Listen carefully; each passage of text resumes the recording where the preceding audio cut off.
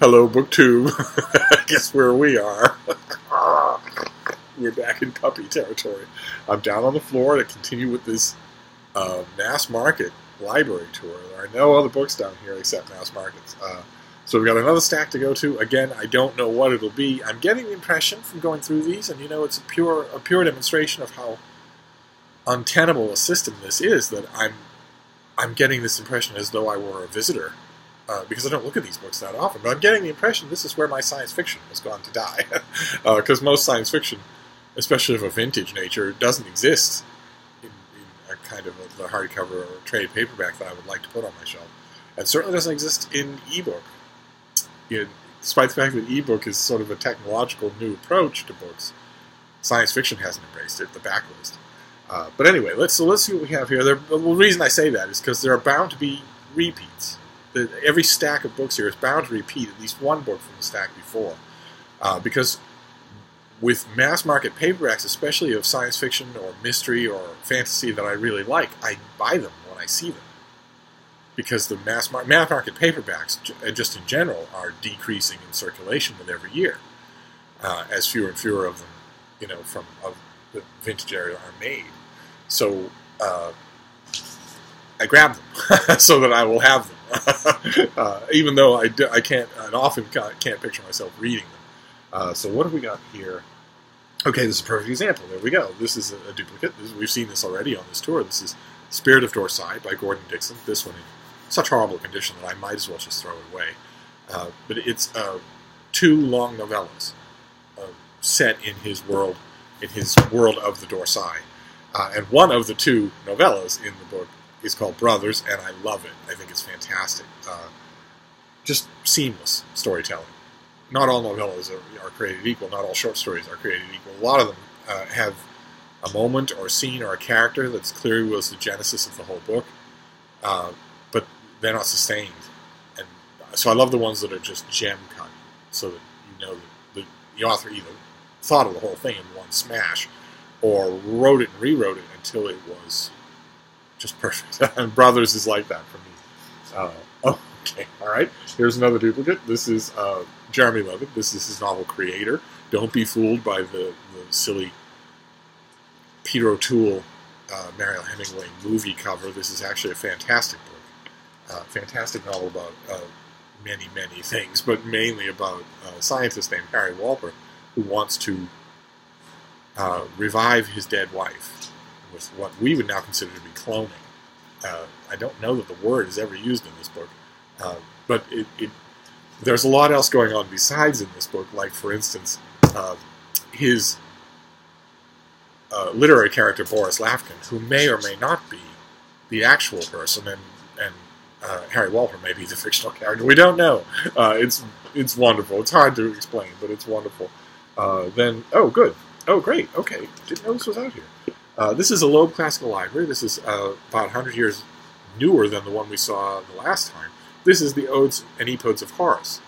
And the reason I have it, the reason I'm kind of surprised to find it out here, is because this is where Horace lives. With the Loeb Classical Library, you get the Latin on one side and the English on the other, or the Greek on one side and the English on the other. And the original language texts are usually authoritative. They're usually taken from authoritative versions of the actual text of the classical author. And this is where I go to read Horace now. I don't typically go to Horace in English translation. I have a bunch of English translations of him, but I have less and less patience with them as time goes on. I don't really know why. So this ought to be in the little workroom, not out here languishing, 3 shelves back from sunlight. Okay, this is another duplicate. This is the Tarzan of the Apes, the very first Edgar Rice Burroughs Tarzan novel, with Neil Adams' cover. There is our hero charging through the sunlight to save a damsel in distress. And I get this all the time because this is my favorite Tarzan edition. And I love it. Just love it. What's the next one here? Oh, it's a daw. Oh my god. Those of you who know old science fiction and fantasy will recognize the yellow daw spine. Daw made a million of these things. Now, this is just an anthology of heroic fantasy from all sorts of names, some of which might still survive. Let's see here. Andre Norton. Some of you might know Andre Norton. E.C. Tubb is gone. Tanith Lee might as well be gone. Wow. Okay. Manly Wade Wellman, maybe. Hang on.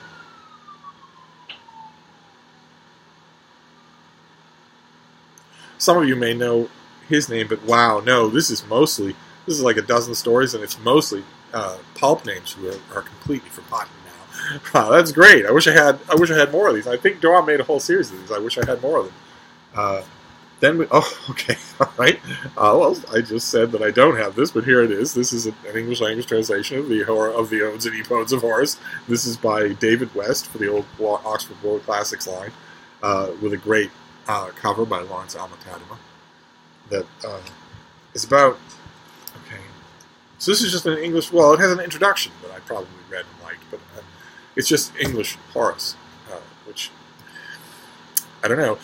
Studying the author's inventiveness, sure. Experiencing Horace, more and more. I don't go to books like this for that. I go to books like this to see what tricks the author is playing, the translator, and then I go back to Horace himself and just read him that way. Oh, okay. This is an old Penguin book, Hatred, Ridicule, or Contempt. This is a book of libel cases from English courts. That's just fantastic. A lot of these stories are just wonderful. People just bashing each other on the stage or in the courtroom. But prosecution and defense, just wonderful stuff. There's a bunch of them in here. This is old though. This book is God help us. When is this made? 1953. So it'll never be reprinted. It's a hoot if you're interested. It's got a very nice bookmark. Stick 'em up, you! So it's Hatred, Ridicule, or Contempt, a collection of libel cases. And what's next here? Oh no! Oh my goodness! Alright. This is a Star Trek novel called Dreadnought by Diane Carey, who's my favorite Star Trek novel writer. And there's a two-part one, Dreadnought, and I think the sequel is Battle Stations, and here it's called The Fortunes of War. When this book originally appeared, it didn't have this thing, didn't have Fortunes of War. It was just Dreadnought with an exclamation point. And it's, believe it or not, it's a Mary Sue story. We mentioned last time that later editors of a Star Trek anthology of short stories specifically warned against Mary Sue stories, which is an untrained and unqualified young person, doesn't have to be a woman, coming into the continuity of some set show and outdoing everyone because they're effortlessly more brilliant than everyone involved. Fans hate that, and always have, and I guess always do, considering how badly Star Wars The Last Jedi has tanked. I hate it, of course. It does violence to the original continuity. And Star Trek warned against it, and this is a pure Mary Sue story. The main character is a young woman who has no qualifications whatsoever except a kind of ethereal, precocious genius, and who tries to show up everyone. She doesn't quite do it. She shows up all of her own peers. She doesn't manage to show up the original crew.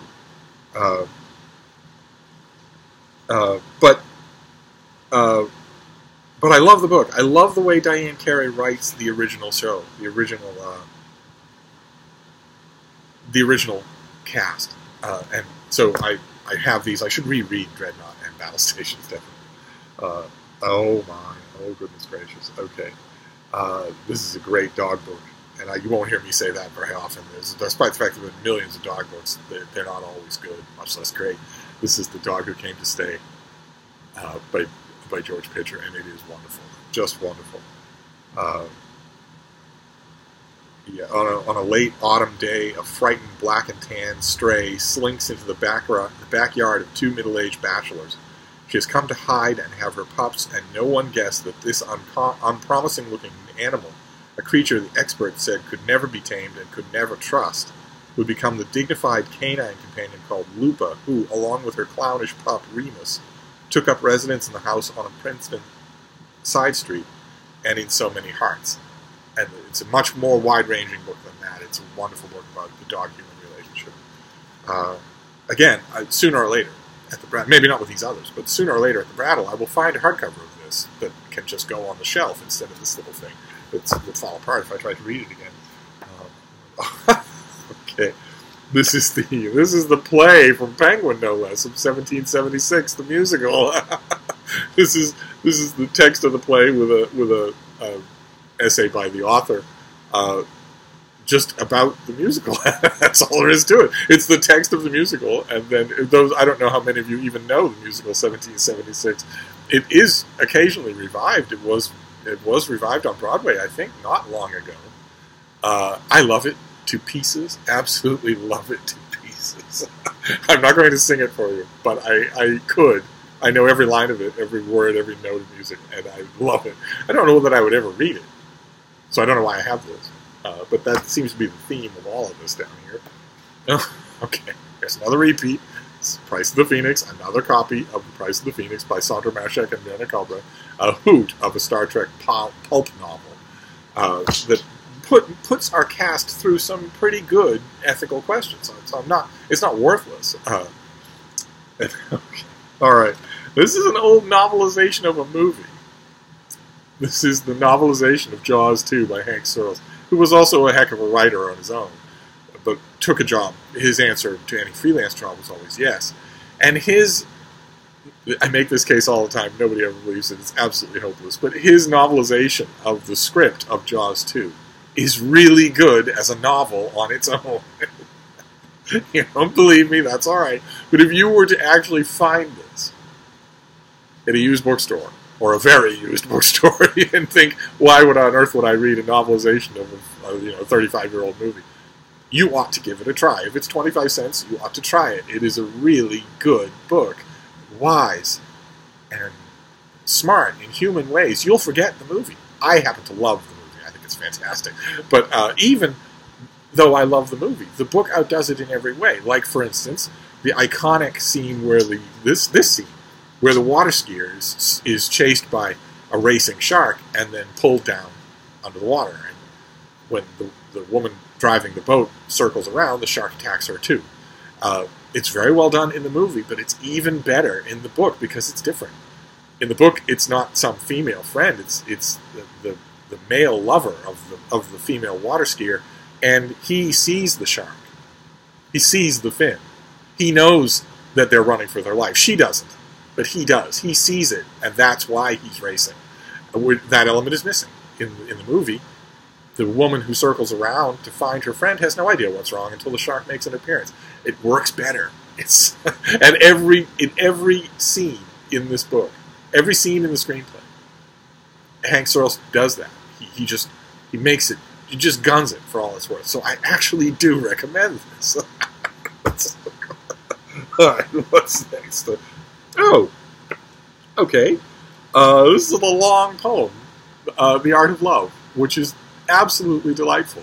It really is. I'd forgotten that it was ever made in a mass market, but if there's ever a big trade paperback collected, this will be in it, and it's well worth your time. It's really good, and it's modern poetry, relatively modern poetry. It's also a wonderful example of a long poem that you can read out loud. In fact, it benefits from reading out loud. Go figure. Tough to find those. But I don't know what it's doing out here, I guess. It's the refrain here. Oh, okay. This is the old Signet classic Hamlet that I got. I don't know why. I do know why. Okay. Well, I love the old Signet classic Shakespeare's, because you get the play and then you get the background of the play, the original text, any original text that Shakespeare might have been going from, and then some essays. It's a very handy thing, especially teaching Shakespeare. So I love these, and I once had them all. I don't think I have any of them except for this one now. I just couldn't bear to get rid of them all, so I kept Hamlet and reinforced it. And here it is. And then this is our last one. This is the last one for today. Oh, very nice. Very nice. Okay, so this is a book I've praised before. I love this author. I love this book. And I think I've shown you this version of this book before. This must just be a double. It's in perfect condition, like the day it was made. This is The Scholar in Black by Stendhal, with the Ponzi super hottie on the cover. Just the old Oxford World Classics that is just sitting down here as a double, just unapologetically. That's fine. And there you go. That is the latest stack in this puppy territory. library hall, Poppy herself, has gone off to misbehave because she's recently, just in the last 2 weeks, discovered that none of the doors in this place are locked. And she's big enough now, so she's just discovered that she has enough mass in her body so that if she rears up on her hind legs, which she's perfectly comfortable doing, not anything a basset hound could do, so we're not prepared for it. If she rears up on her hind legs and falls onto a door, it will pop open and give her a whole new vista of things to chew on. And she's just discovered that, and I think she's gone to do that. I think that's why she hasn't made an appearance. So I'm going to go and find out what priceless 18th century heirloom she's destroying now. But I'll be back. Thank you, Mugtube, and pray for Mojo.